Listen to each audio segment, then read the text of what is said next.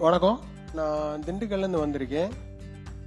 நம்ம தளபதி ஐயா ஏன் ஐயான்னு சொல்றேன்னா, எனக்கு முன்னாடி வந்த ஒரு பெரியவர் அவர் இளைய காமராஜர் அப்படின்னு சொல்லியிருக்காங்க.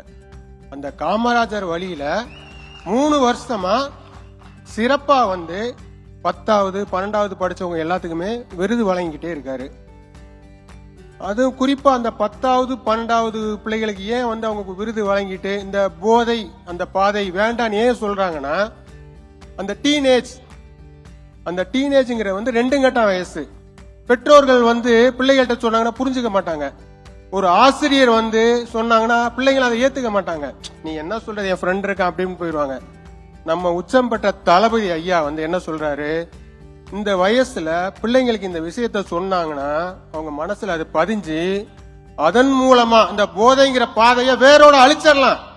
2026ல நிரந்தர முதல்வரா இந்த போதை நீட்டையும் நோட்டையும் ரோட்ல போட்டுட்டு நம்ம ஓட்ட தமிழக வெற்றி கழகத்துக்கு போட்டு 2026ல இருந்து நிரந்தரமான முதல்வராகவும் இளைய காமராஜர் ஐயாவா இல்லாம சரித்திர பதிவேட்டில் இடம்பெற மாதிரி ஆண்டுதோறும் எல்லா படித்த நல்ல மக்களுக்கும் நிறைய கல்வி உதவி செய்யணும் சொல்லி திண்டுக்கல் மக்கள் சார்பாகவும் காலையில 7 மணியில இருந்து வேலை பார்த்த அத்துணை நண்பர்கள், அப்புறம் கழக உறுப்பினர்கள் ஐயா புசி ஐயா அவங்க, அப்புறம் ஆதவன் அண்ணன் சாப்பிட்றப்ப கேட்டாங்க, எல்லாம் நல்லா சாப்பிட்டீங்களா என்ன ஏதுன்னு. சாப்பாடெல்லாம் அருமையா இருந்துச்சு. ஐயா இளைய காமராஜர் ஐயா சாப்பிட்டாரா என்னன்னு கூட எங்களுக்கு தெரியல. நான் வந்தமே கேட்டேன், என்னை பார்த்தா டயர்டா இருக்கான்னு கூட கேட்டாரு.